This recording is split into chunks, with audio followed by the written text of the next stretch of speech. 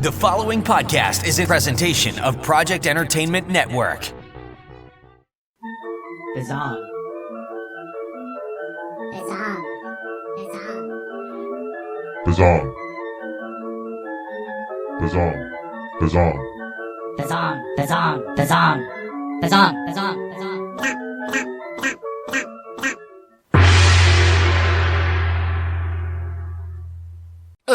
This is Bizzong, the weird and wacky fiction podcast, with me, your host, Mr. Frank. What's going on, Zongers? So glad to be back bringing you another wonderful episode of the Big Bizzong Show, and this week is no exception. It's as big and bad as ever, because I brought the badass herself, Lucy Leitner, this week onto the Big Bizzong Show to talk about her books and her latest releases on the Godless.com platform. You know I love talking about that Godless stuff, and so does Lucy Leitner. She is owning Godless. Partner name all across the platform, selling really, really cool, unique books that are perfect for what's going on with Godless.com. She herself is perfect for Godless.com because she works in the same sort of circles that Drew Stepik does, comes from a marketing background, so she really, really grasps and understands what Drew is doing, and she's just working that Godless and making it work for herself. But we also talk about Lucy's past work. She originally had some work out with Necro Publications.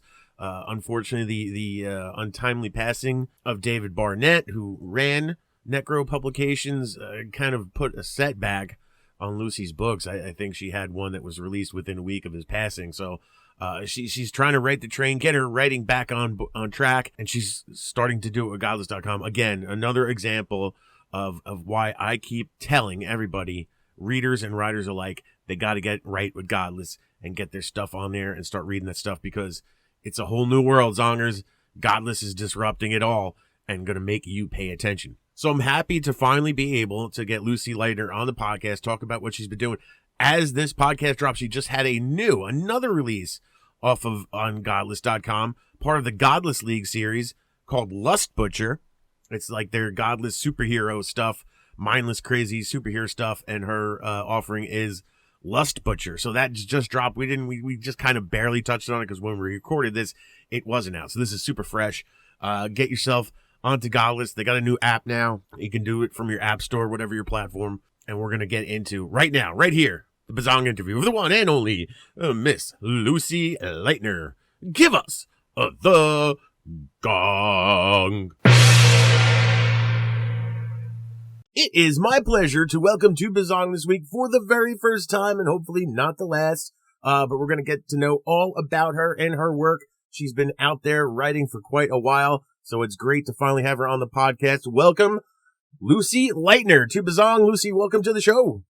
Thank you. Thank you for having me. It's been a treat to finally get you on the show. I mean, I know you've been around writing horror for quite a while, but really, you know, until like the Godless thing comes up, I just rant about Godless nonstop here for quite a while now. But you really you've kind of re-exploded using Godless lately, but you've been around since, I think your first book is 2012, Working Stiff. So let's go into the Wayback Machine. Let's kind of give me a brief history of how you came into writing horror and how, you know, that first book, Working Stiffs, came out. Sure. So I started writing in college. I have a master's in journalism, so I've been writing for a long time. Since, I don't know, probably had my first stuff published maybe in 2003. A student at the University of Pittsburgh, just nonfiction stuff in local newspapers, local magazines, stuff like that. Mm-hmm. No classes in fiction, no experience in fiction. Closest thing I came was taking screenwriting. So, wrote some screenplays in college. Right after college, found a gig on Craigslist where I got paid $500 for horror screenplays, a pop. They haven't been made. They were probably pretty bad. I don't want to look at them now. Wrote them in 2005, 2006.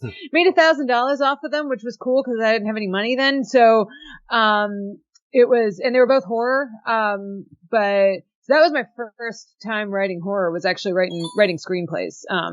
Have no idea what happened to them. Probably nothing. Probably sitting on some hard drive somewhere in the garbage. But that's how I started.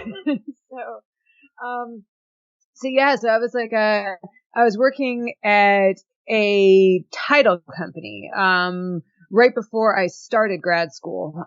This was horrible time to be working at a title company because it was 2007, 2008. So right when the real estate market collapsed.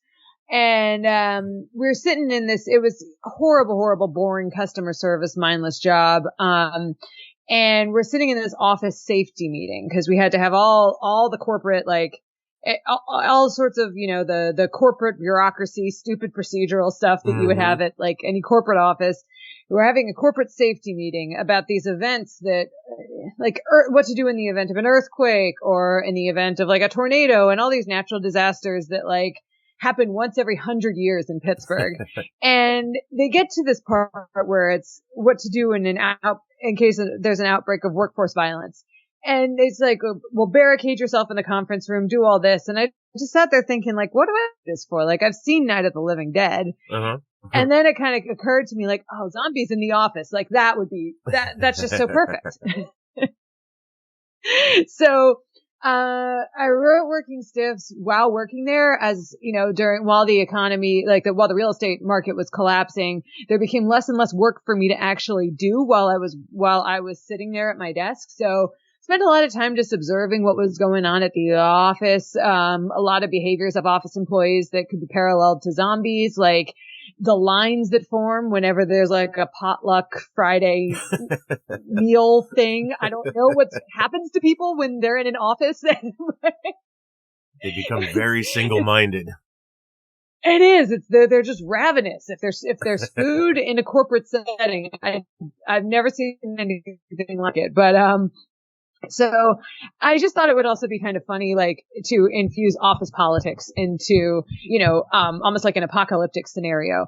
And so I started thinking about these stupid petty arguments and drama that people have and how that would kind of manifest itself, while they're zombies, while they're fighting for their lives. So obviously it was I started writing it kind of serious, and then I was nah, this is funny. It became kind of absurd. And I wrote a lot of it by sending emails to myself, from my work account to my personal account, taking a lot of notes, sending a lot of Word documents, and finished it up in 2011 and, sent it off to Necro, and I got lucky. That 3 months later, Dave Barnett said, yeah, I'd like to publish this. And, that's pretty great. Sorry? Yeah, it was, written while I was supposed to have been working, which could show you a little bit about how, zombie bosses and how observant they all were about what the employees were doing. Yeah, I wrote a book half on the job. I know. But it was cool because it was kind of crazy timing because obviously I'd started writing this book in 2007, 2008, something like that. And, and then I went to grad school. So grad school, working, writing, I was interning at a local alt weekly newspaper. So I had a lot going on. So I didn't write this quickly by any means. So by that time it was done, zombies had become really popular. Walking Dead was not on the air yet by the time Working Stiffs came out, but I believe it came out maybe 3 or 4 months later. Right. So there was already a lot of buzz building for zombies. There was and then within the week that the book was published, there was that crazy spate of zombie attacks, as people were saying. The bath salts. The bath salts, the stuff with the case in Florida. There was something wacky in New Jersey. So there was just a lot of interest in zombies at the time. So that was kind of cool. It was good timing for me. Totally accidental. I wasn't trying to get in on a zombie, on the zombie craze at all. You're just in the right place at the right time. Pretty much. That's me writing really slowly turned out to be pretty convenient. Now, I know you said, you started the screenplays that you wrote, which was like $500. That's great money for something that like never saw the light of day. But they happen to be horror. Were you already like a horror minded person, or did you just kind of get sort of pushed in that direction? I've always been really I am not someone I'm not a collector. I'm not one to really be into conventions or to watch a ton of stuff. But I've always loved horror. I've always been obsessed with Halloween. My mom threw us like the biggest Halloween parties when I was a kid. Mm-hmm. So I've just always been into like the darker stuff. I remember looking at I've seen some stupid articles online that I've looked at recently where it's like these listicles and they'll say, the movies that disturbed me most as a kid or movies that disturbed people most as a kid. I was like, oh, those were like all my favorite movies. Like Return to Oz. I loved that. Freaked my parents out. But it was just, that I don't know. I was just into that stuff. I like a lot of other things besides horror, but, I've always been into the genre being movies or books or just Halloween. Yeah. So it's always been sort of your inclination to write that way. Yeah. And I have 3 younger siblings and I apparently I just made up horror stories to them and scared them as kids. So I've just kind of always been making up scary stories for as long as I can remember. Now, also, you wind up on Necro Publications, which is generally recognized as more of an extreme sort of brand of horror. But yet when you describe Working Stiffs, it sounds like it's really comedy infused. Do you think it does lean into the extreme horror as well, even though you're using comedy? I am honestly not sure. I haven't read a lot of extreme horror. I didn't even know it was a thing until I submitted to Necro. I'm not sure. I don't think it's extreme horror at all. Now that I have a better sense of what that is, it's not, the violence is graphic, but it's comical and it's not gratuitous and it's not what should drive you to reading it. It should be read more as a satire of office politics with zombies. Yeah. Okay. I can understand that. So it's just it just worked. It just worked out anyway that, it was good enough for David and Necro and there you are. Yeah. Now that book comes in, like you say, 2012. You had sort of a gap in publishing. I mean, it isn't until lately that you started coming out with stuff again. Was there, some sort of reason for this big gap in releasing stuff? Yeah, I really focused on my career outside of anything with writing fiction. Okay. So during that time, so it's been like a 9-year gap between publications.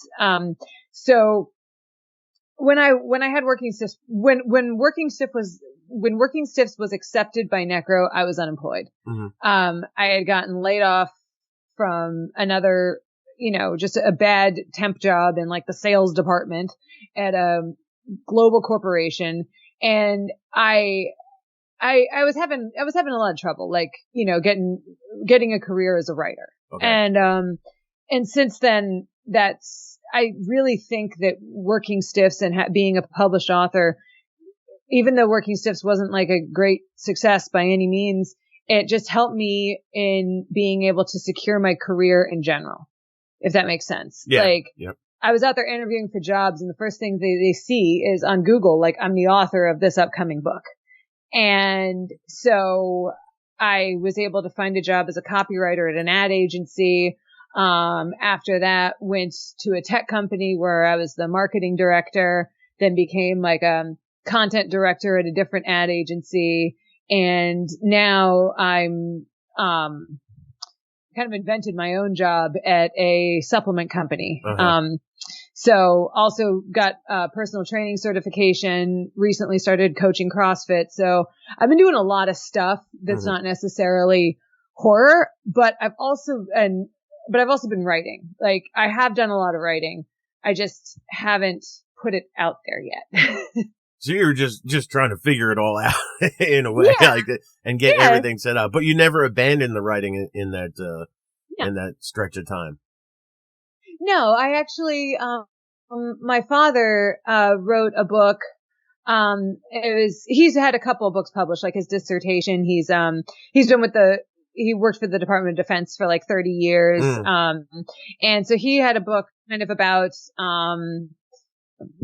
it's a really, really cool idea, kind of like a conspiracy book, political international thriller. And I helped him write it, and we published it. One of his friends has a publishing company, so he put that out, several years ago. Oh, so that's very cool. I did put something like that out. That wasn't really my story though. I was more of like an editor on it. Right. Yeah. But like you said, you've sort of like off of working stiffs where a lot of people worry about, having an extreme horror book out there and having potential employers, discover this book and not think lightly of it. You made the whole thing work for you. And got jobs off of that. Mm-hmm. I mean, that's... Yeah. And when I was at the ad agency, actually the guy who owned the CEO of the tech company, had me sign copies for the whole board and for all the C-suite executives, and they all had the copies of Working Stiffs. Like, there was Working Stiffs copies all over the office. That's really cool. It just seems like something that's out of the ordinary, especially for writers who typically seem to worry more about, being discovered by their employer, for writing these awful, terrible books. And it's just like, you've definitely made it work for you. It's an unusual story and a very cool story and encouraging too. Like, you don't have to always worry about things like that. Yeah. I mean, there's nothing in Working Stiffs that, like, I would necessarily say is anything that you would like pause to say, like, oh my God, what's wrong with her? Like, why, why would we hire her? It's like, no, I'm kind of pointing out, like, this petty bickering of, and futility of these office politics and these stupid games that people play, that just sabotage each other instead of doing actual work. Like, yeah, you'd kind of want me as an employee, I would think, because I'm aware of that stuff that goes on. So. I mean, I totally identify with that because so many of my books have to do with, work, it sort of falls back on that. It's just, I guess subconsciously when I write, I go, oh, look, it's another thing really that relates back to every day being on the job and the mundaneness of it. And like you said, just examining those things through the eye of horror. It's so much fun to write. I understand it and I get it. Do you find that it is something you keep going back to when you write, just work? It makes an appearance. Like, I just tend to write, like, I just tend to write what I know and in my own little world. So yeah, advertising agencies are going to come up a few times. A lot of stuff in like the health and wellness world, a lot of stuff with social media because I do that for a living. And so I tend to write more, I don't write very introspective horror. I write more like observational. Okay. So like a lot of the stuff that you're going to see from me is things that I have observed and turning them, trying to, kind of make a comment about something, but do it in a horror story. Yeah. If that makes sense. Oh, it makes total sense. I definitely dig it. So now, now you're 2021, like it's like you're back, you're putting out stuff again, especially, Godless. Like, I guess we'll talk about Godless first. Yeah. Was Godless the catalyst for you, quote unquote, coming back? Was it just all timing wise? Like, how did you discover Godless, Drew Stepik, and then jump in on that platform? Yeah. So I submitted, my manuscript Outrage Level 10 to Dave at Necro, in 2019, October of 2019. Something like that. October, September, something like that. It had been done for 2 years at that point. I just had no idea what to do with it because it was kind of a dystopian neo-noir detective story. So I had no idea who would want this, no idea where to submit it to, and just thought, I gotta stop sitting on this. Let's just see if Dave wants it. That's not gonna hurt. Right.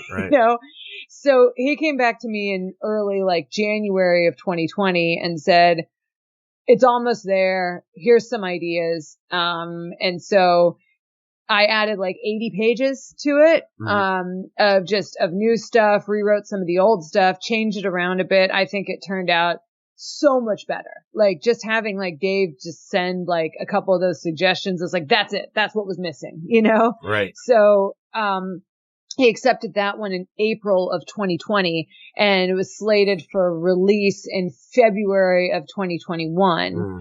And he put it up on Amazon, sent about one copy out, and then was killed in a car crash about 3 days later. Yeah.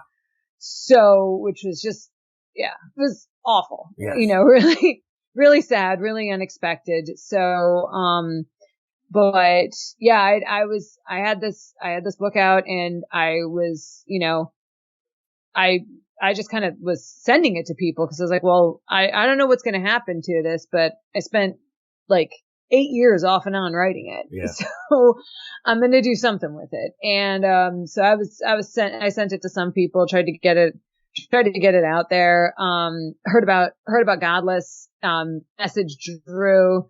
He was incredibly cool and all excited to have me put stuff on there on the platform, and just put that stuff on there. He put up a call for, contributions to the fucking Scumbags Burn in Hell series. Yeah. And I thought, this is pretty cool. So I was the first person to ask him for, about more information, and the first person to pitch.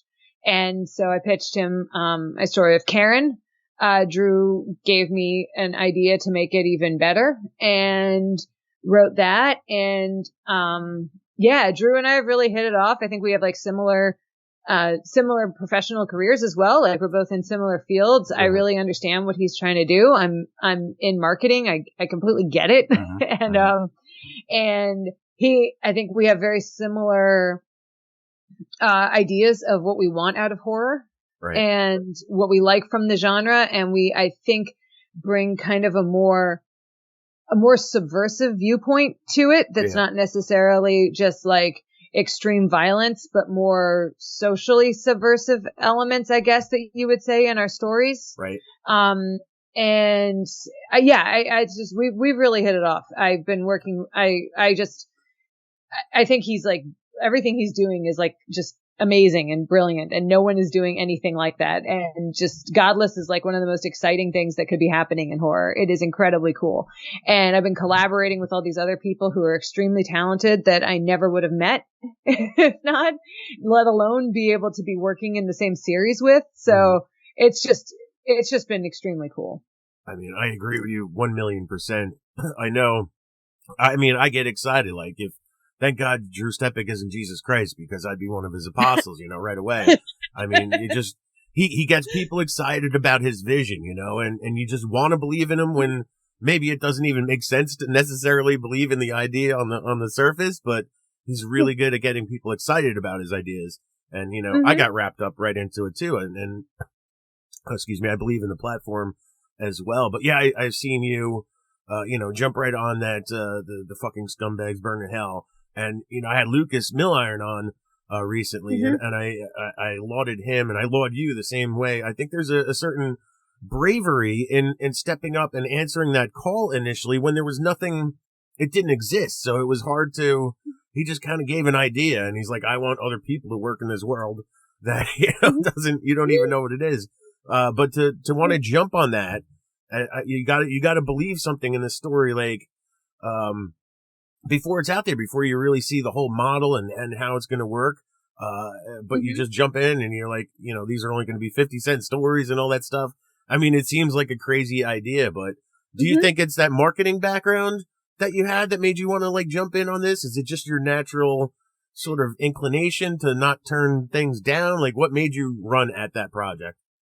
Yeah, I mean, I've read things like Gary V, jab, jab, right hook, and things like that. Like I've read things like that. I've been working in advertising, like digital, and like primarily digital, which is all that Godless, which is what Godless is right now. Yeah. And I think that, and from what I've heard, this is like all secondhand from what I've heard, because I don't talk I'm not super involved in the community outside of Godless, but it seems like there's a lot of unwillingness to understand that you need to give things away for free to establish yourself. Yeah. And I know that listening to things like the Adam Carolla podcast, he talks about that all the time, about how much in his career he's given away for free to get to the point where he is today. Yeah. Where he has and you have to see the long game. And Drew is big on that, and he sees the long game. That's the entire premise of things like Gary Vaynerchuk's philosophy, and he is massively successful, and he is successful for all of his advertising clients.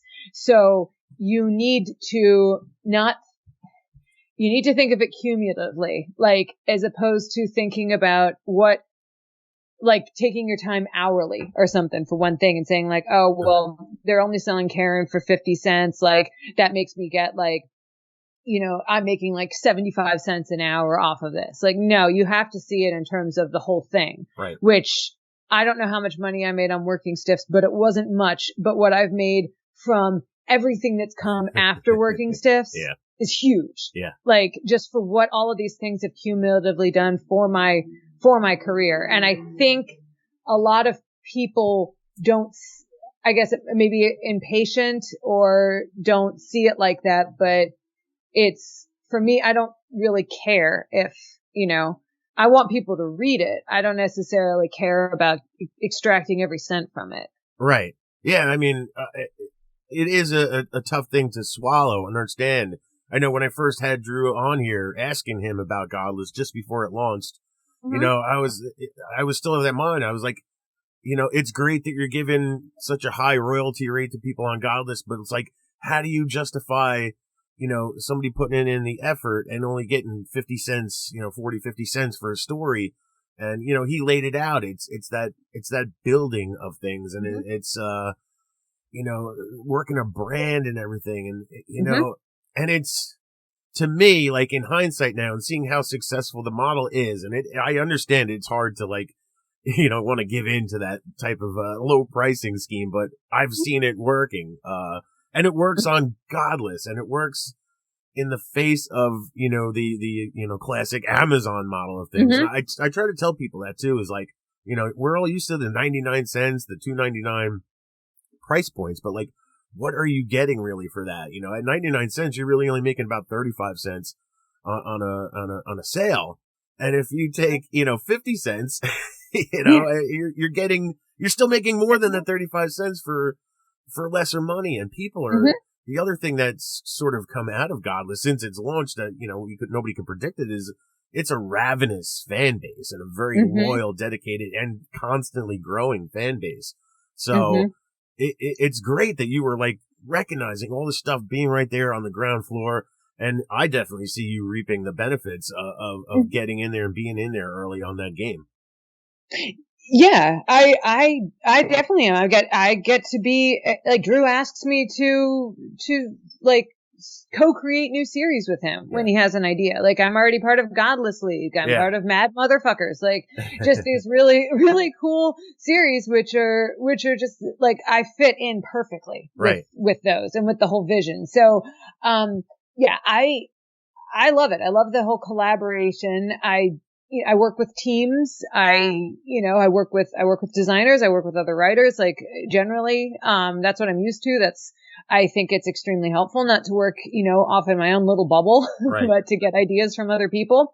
I love reading the Scumbags ones. I've read Lucas's Skin Deep. I've read, Bobby Shupex's Pink, which is awesome also. And that's coming in August. And it was just amazing reading those, because I never would have thought to take the stories in the directions that they did. Every single one is so completely different. And it's just really interesting seeing what people do, how people work within the same constraints. The three of us were given the exact same task, and we came up with three completely wildly different stories. And I think I also gravitate to it because I have been a copywriter for so long. Yeah. So I'm used to working within these constraints, and I like it. And I think it actually makes you more creative than when you have just, everything is within your control. So I love it. I think it's fantastic. I think it's bringing out really good writing in a lot of people. And, I'm excited to see what's next. I also think it's really important that someone is making an alternative from Amazon. The idea is not to drive Amazon out of business or anything, but to just make it so people are not dependent on Amazon. Yeah. Which I really like because I don't think people should be as dependent on Amazon. And I like that for what he's doing with Godless in basically everything about what's going on with Godless. I like for one reason or another.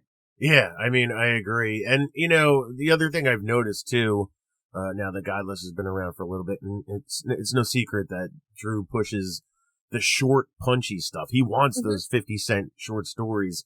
And it's really the driving force behind what's making it successful now.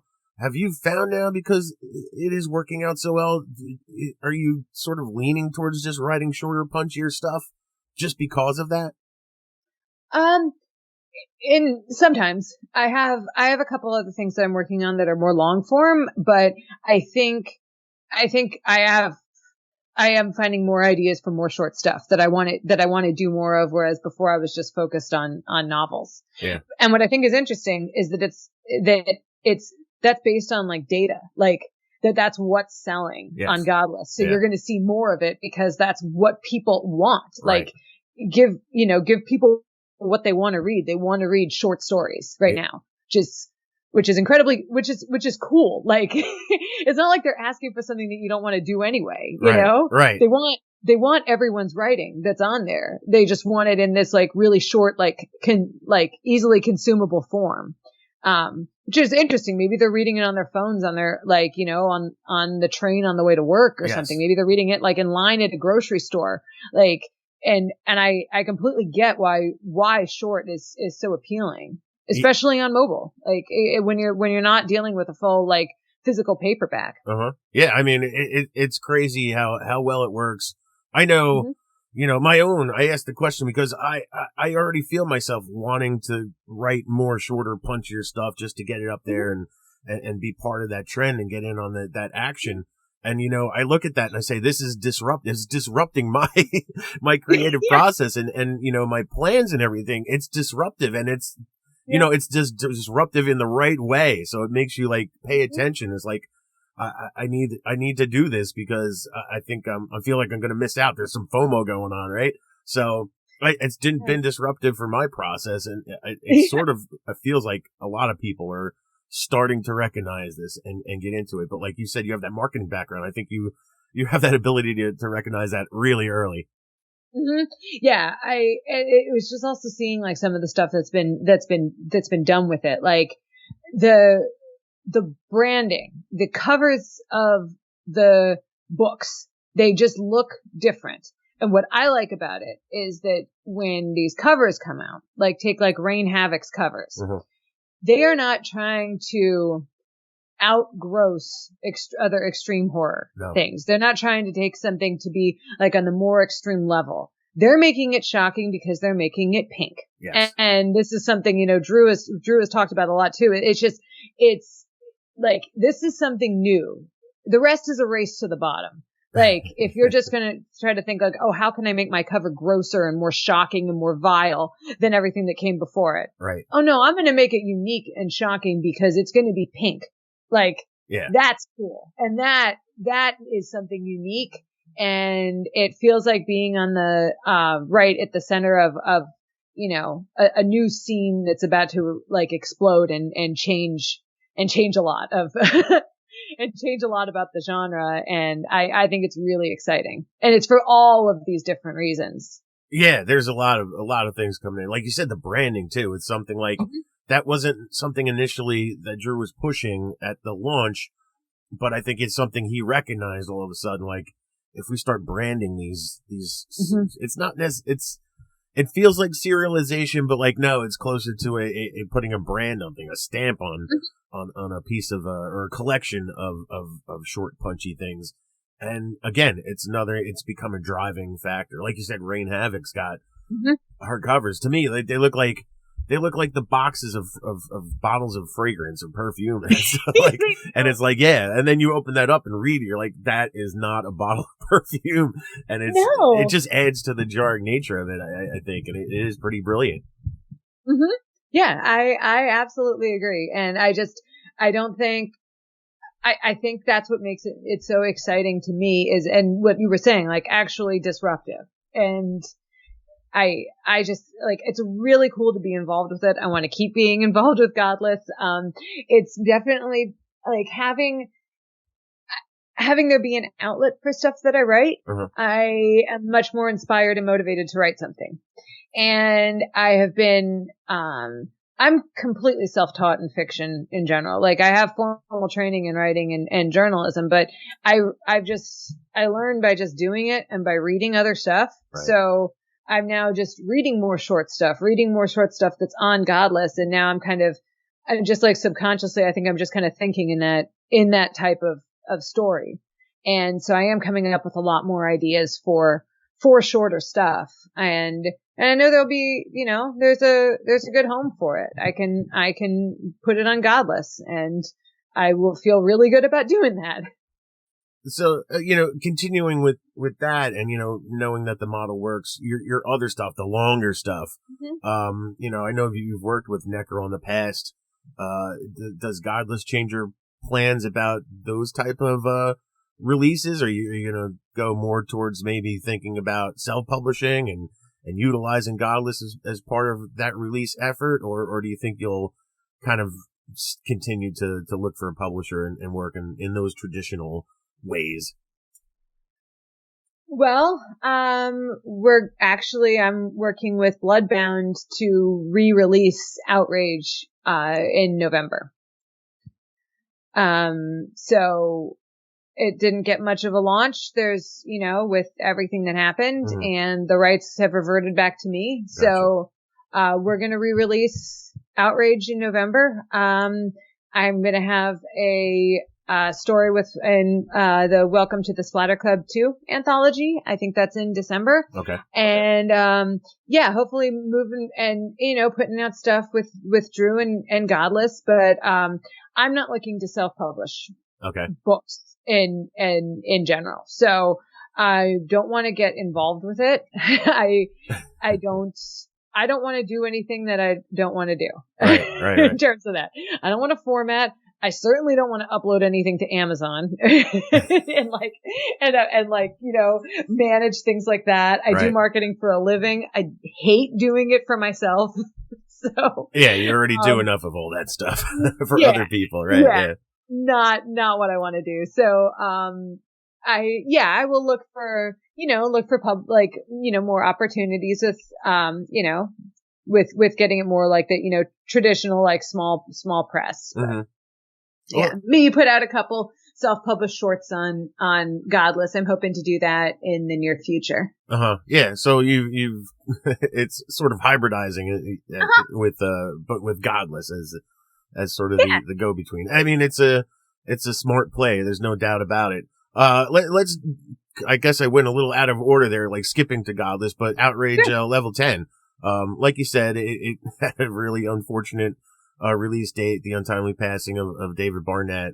I didn't realize, that you got your rights back on that. What is the situation of the book now? Is it out there or is it not officially out there at the moment?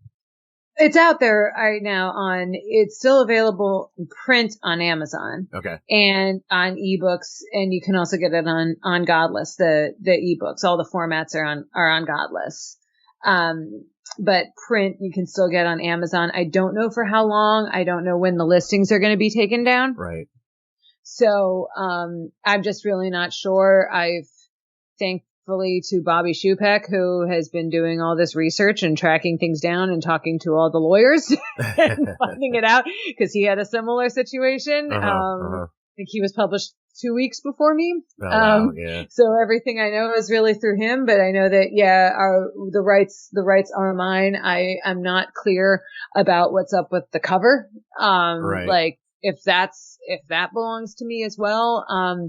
So yeah, it is the story and the bulk of it is mine. Right.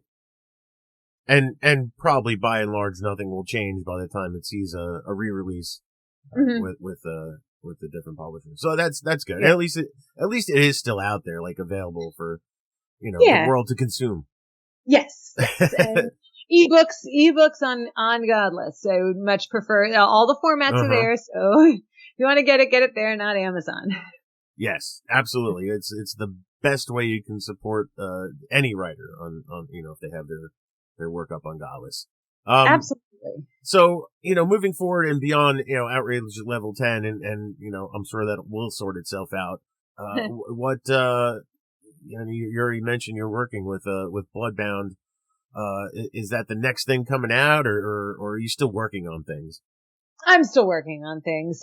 They're going to be my short story in the Welcome to the Splatter Club. But no, I don't have any longer form things coming out right now.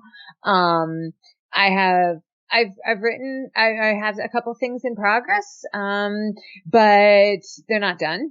Right. So I haven't submitted them to anyone yet.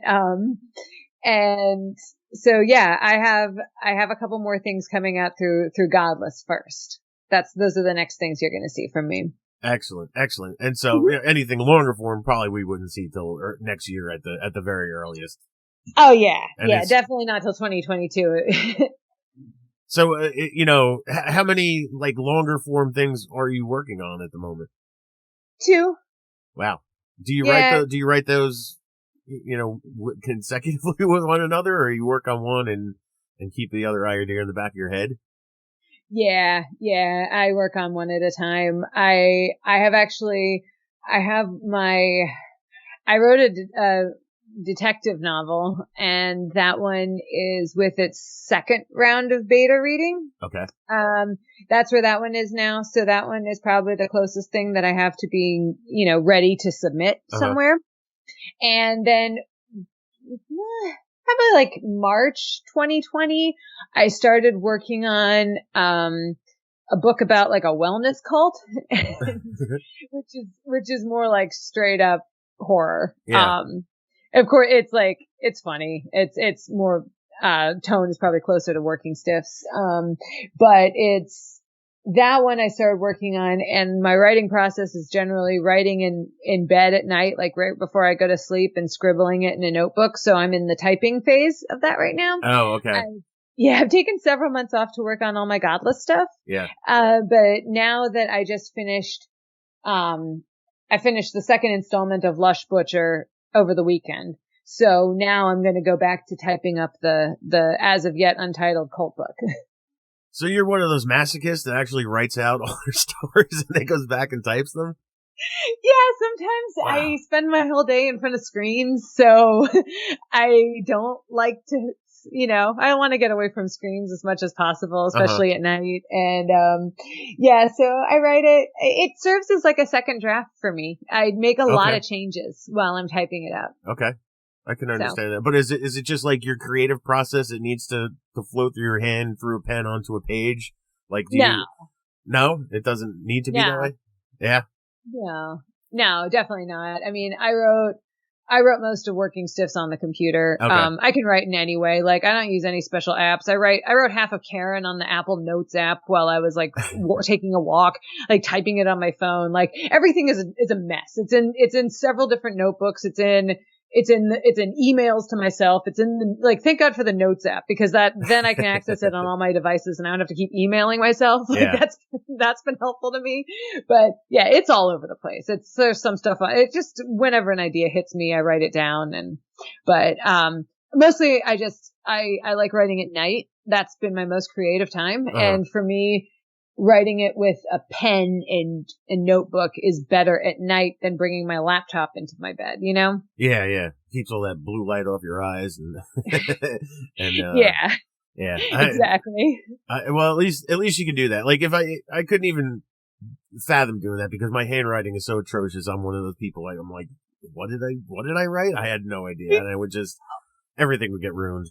I'm the same way, but it's cool because then I can I could post it on Instagram or something and be like, this is what I'm writing, and no one can read it. There's no chance of stealing the story you can't read yet. Absolutely not. Or finding out any spoilers. But there's some that I struggle with. That, like, I look at this like, what? I don't know what that is. Like, but usually I can get through it. And I've been kind of on a roll. So, but then again, I wrote my first Lush Butcher completely on the computer. No handwritten notes at all. And I did most of that during the day. So I kind of go with it whenever I'm inspired, whenever I'm on a roll. Right. I just go with it. And then as soon as I have to make an effort to think of words, then I just stop. Like, all right, I'm done for the day. Move on to something else. So you don't push. I need to write 1,000 words a day. And if I don't do that, I don't feel whole as a human being. And I just become cripplingly lost in myself, and the writer's block goes up and everything like that. You're comfortable with, this is what's coming out of me today, and that's it. Yeah, because if I'm struggling to write something, it's going to be bad, and I'm going to have to rewrite it anyway. And so no, sometimes I might write like 3 sentences a night. I don't write on weekends. I give myself time off. So like, I don't write Friday nights or Saturday nights. So I'm with you. Like, yeah. Which is not. So I write when I feel like it. And when I don't, I don't. It's counterproductive to me to try to force myself to be creative. Yeah. And I do hear those writers, they put themselves on those demanding word counts and everything, and it really throws them off when they can't meet those. And I don't think that's beneficial to beat yourself up like that. You should just be comfortable with, whatever output you get. It's more output than you had before you sat down and started writing. So that should be enough. Exactly. And I mean, I really do think if you're forcing yourself, if you're forcing it, you're going to come back to it later and be like, no, this isn't any good. And then all that work that you've done, all that stress that you put yourself under didn't really serve any purpose. Yeah. Agreed. That's totally like, that's pretty much my process too. Good. Yeah. I get it. And who's to say one way is wrong or right than another, but as long as it's working for you, then that's really all that matters. But also, I was just think like for me and you especially, I mean, I write my stuff's funny, and I know yours is too. Yeah. So like you've got to be in the right mindset to write jokes. And if you're really forcing it, like that's when I find like this stuff just isn't very inspired, and like, oh, well, these 2 pages aren't funny. Like that's not right. Yeah. I think that's when I beat myself up. I'm like, God, this stuff is so straight. I can't stand. Where's the joke in all of this? Yeah, that robs my soul. It does. And I think that might be, I don't know. I think that made me more so, cause I can always put out like a scene, but it's just not going to like come to life the way I want it to, with like the humor that is what is important to me to put in my books. And probably the same way it works for you. And if you're not in the mood to be funny, you're just that's going to be really hard. Yeah. I couldn't imagine like trying to write that stuff in a depressive state or something. I don't know, but writing generally puts me in a better mood anyway. So like it just kind of amps up. I don't know if you get, now that we're talking about writing horror comedy, I often ask this to people who do, like, do you find that it is sort of an uphill battle to necessarily sell people on horror comedy? People seem very like not into that sort of thing. I get pushback a lot from people, just turn their nose up to it, and it's a weird thing. It's like, you're messing with my serious horror, man. Well, after working stiffs, all the humor has gotten really, really dark. Yeah. In the stuff that I've been writing. So like, I don't know if you've read Karen at All My Scumbags thing, but like, it's funny, but it's dark in every way, like dark, really dark humor. So is Outrage. I want to say Working Stiffs is probably the most like lighthearted. So I don't necessarily sell it as comedy. I sell it more as like dark humor, more as dark humor and satire. Yeah. So that to me is much more, because it's not goofy. Like, none of it is goofy. I mean, Lush Butcher, the Godless League is ridiculous, but like, it's still like not, it's still pretty dark. Like, it's not, I don't have very broad humor. Yeah. So I think that might help it too. So that's why I try not to sell it as comedy, because I don't really consider it to be. Right. Dark humor. I consider it to be funny, like Chuck Palahniuk books are funny. Yeah. I get that. I totally get that. And I think using the term dark humor is a lot easier to push on people than like I do when I say horror comedy. And then I know. they look at me stupid. But then when I say, like Tucker and Dale versus Evil, then everything's okay with the world again. Like, oh, I get that. Yeah, that was pretty good. Yeah. But there's it is, I do experience like this sort of immediate like abrasiveness towards it. It's like, really, man, come on. People want their horror serious. I've come to find that out, unfortunately, but I can't write serious horror. So, oh well. No, I'm so all over the place in what I read that, it's just when, like, Drew recommended Garth Marenghi's Dark Place to me. Mm. I don't know if you've seen that. I'd never even heard of it. It's like a 6-episode British parody show from like 20 years ago. Okay. And he recommended it to me because it's like kind of narrated by a horror author who just takes himself so seriously. I was thinking like, yeah, I can kind of see this. Like, this really like self-serious, pontificating about the genre that this author was doing. It's like, yeah, I can kind of see that happening with some people, like just like how seriously some people seem to take horror. And I just don't. Yeah. Yeah, I can't. So, but it's another thing I don't allow to like beat myself up. But it's like, all right, I get it. This is not everybody's cup of tea. Mm-hmm. Move along. I did a book signing yesterday, and I sort of experienced that. Like people, really? It was like myself and 3 other writers, sitting along at a table, and there was that 1 or 2 people just kind of like moving down the table, and whoop, skip over my books. They look too silly and goofy, and I was like, I'm not gonna get all upset about it. That's silly. It's just I've come to just accept that sort of reaction out of some people. But it seems like a very like horror type of thing. There are just people that just if it's not dark and serious, then you're just like insulting the whole brand and stuff. So, yeah. So and that's exactly how it's kind of been for me too. Is that it's not. Because especially with something like Outrage, which is not straight horror by any means, I don't know what it is. I thought I was writing like a dystopian detective novel, but Necro released it. Yeah. and Dave called it extreme horror, and it's all over the place. It's sci-fi. It's like but at its heart, it's a detective story. Right. Like that's how it's told.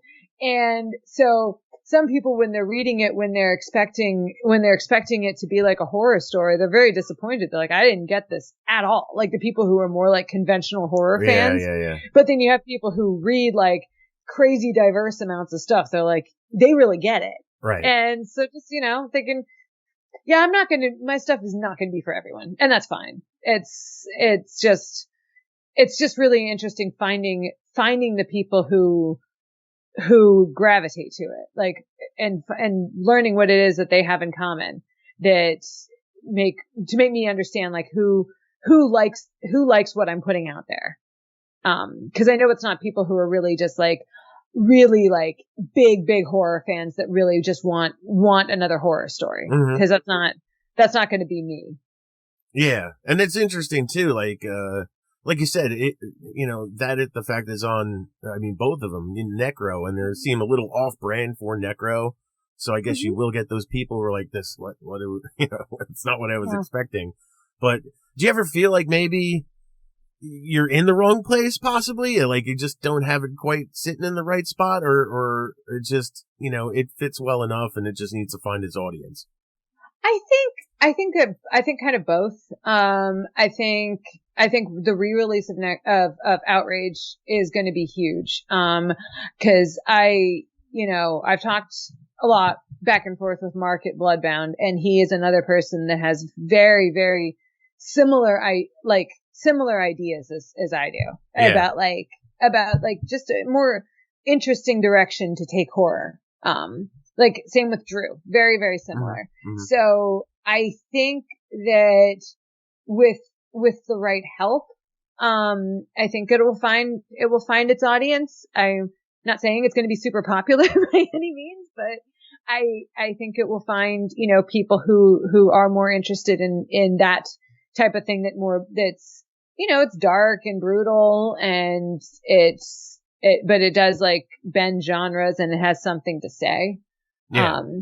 So I'm really confident just because of these connections with these people that I've met recently, that there will be a place, cause it is probably the genre I fit in best is horror. Right. But yeah, there's other things that like, I love crime books. Like that's probably my favorite thing to read are detective novels. So let's see a lot of that from me too. That's where the detective part of your writing keeps sort of creeping in, like you can't but help yourself. Detective stories. Yeah. Well, I guess that's then, and especially nowadays, like so much stuff is just crossover. It never sits tightly and nicely into any one specific genre or niche. So I think people should be open to it more. And if it's, if it's on a dark, extreme horror press, as long as it has those elements, people should, by and large, it should work for them, I would think. Yeah. And it was always interesting with, because there was another press on Necro called Bedlam, which was more like funny stuff, more lighthearted. Yeah. And so there was a lot more over there. And I actually just kind of assumed that I wouldn't, when I submitted, if I was going to make it through, then I would get published on Bedlam, but I didn't. I was put on Necro. And Dave, like in his working stiffs acceptance said, it kind of reminded me of Christopher Moore. Christopher Moore is one of my favorite authors. Yeah. So, even if you have people like that who were, so influential in like, the extreme horror scene with all the books that he put out, and he's reading Christopher Moore. So like, I thought that was really cool. Like, when people like that are reading, who were putting out all these really extreme things, are reading such a great variety. Yeah. Yeah. And I guess that's what gives him that ability to like just sort of recognize a good book when he sees it and make it work for his press. As long as your publisher believes in your work, that's all you need, because they're going to want to sell that book. So that's just the core of what you need. So obviously he believed in that book. Yeah. Yeah. And I mean, and that's, that's what it doesn't matter to me what the genre is. Like, if it's good, I'll read it. Like, it's not that hard to convince me to read a detective novel. You're going to have to probably convince me that this is the best romance novel ever written to get me to read romance. But like, if it's good, it's good. And that's okay. I'll try it. Definitely agreed. And just to close out, and while we're talking about audiences, since coming on Godless, do you find that is a different type of audience for you? Like it's opened up a new audience for you? Or do you find it's generally sort of the same people running in those same circles, orbiting in those same orbits? I'm really not sure, because I've been out of it for so long that so many things have changed since then. I did a lot, working stiffs had been sent out to, like the horror websites and blogs more so. There was no Bookstagram then. Yeah. And there was, I think there were maybe some like Facebook groups, but honestly, working stiff it didn't really catch on. And so I'm not entirely sure what the audience was. Outrage, didn't really get put out there just because of the circumstances. Right. And so I'm really not sure. I mean, being exposed to the Godless audience is just being exposed to an audience for me, which is new and it's really cool. And what is really awesome is getting the reviews that are coming from other authors. Yeah. And that's really awesome. Like some of the best reviews that I've gotten on Karen and on Outrage have come from other authors, which I really like, because they're, people that I respect also, respect what I do. And, Yeah, we'll see. We'll see what happens. But yeah, it's just been really exciting for me. It does seem all exciting. You know, I definitely got you on the show because you've come prominently on my radar since working in Godless there. You're definitely one of the most active authors on there at the moment, it seems like. And of course, you know, you have this simpatico relationship with Drew where, you know, he's involving you in a lot of projects. I think it's great. And I think it's great that you're part of it. I think it's great that you're back. It feels like you're back now, you know, from being away for a while. I hope you don't go away again. I hope you're able to spend a lot more time on your writing these days. And I really appreciate you dropping by the podcast and sharing your story with us. Yeah, thank you so much for having me. This was really cool. Lucy Leitner Zongers, load up on her stuff on Godless.com. You know it's on the cheap over there. You can get a lot of good stuff from her and other great writers on Godless.com, but especially her. Check out that new Godless League stuff, Lust Butcher, and of course, Fucking Scumbags, Burn in Hell. Her offering, Karen, has been positively reviewed early on, so you're going to want to check that out as well. And Zongers, you know, for my money, Lucy Leitner probably has also the best head of hair in the business. Her hair is so on point. It's like constantly in the state of being in the most dramatic scene of a thriller movie. Like it's just epic hair that she has. So it's just another reason like that she writes so epically because she has epic hair, right? That's how it works out, I think, is the better your hair, the better writer you are. So, I'm probably making that up, but it seems to stick, right? It seems to stick, especially in Lucy Leitner's case. Yeah, it was wonderful having her on, getting to know her stuff and seeing her, you know, getting really back into the writing thing. She had some early successes and now it seems like she's just motivated and fueled by Godless.com. She's perfect. Her voice is perfect for what Godless.com is. That's all we've got for you this week, Zongers. I hope you've enjoyed this episode, and you can bet your bottom dollar that we will be back once again with another spectacular interview with another spectacular writer of weird and wacky fiction. And until then, you are now free to go and listen to these other great Project Entertainment Network podcasts. What evil lurks in the heart of Don Mondo? Only Chucky the Buddha, the enforcer of the Mondo Mafia, knows. Join them each week on the Mondo Method podcast as Chuck tries to get Don Mondo to reveal what is best in life and where he hid the bodies. Oh, they also talk about writing and being professional authors. The Mondo Method podcast with Armand Rosamilia and Chuck Buddha, weekly, wherever you find your podcasts. Are you so tired of having your own thoughts? Are you just totally exhausted having your own beliefs on every single thing in the entire world? Well, don't worry. Here at Your New Opinion, we do the thinking for you. Join Ryan, Nick, and Ben as the boys debate topics that we probably know nothing about, using every dirty trick they can think of to win. Everything from if net neutrality is good or bad, to cake versus pie, to who killed JFK. So if you're looking to never have your own thoughts again, check out Your New Opinion every Friday. This has been a presentation of the Project Entertainment Network.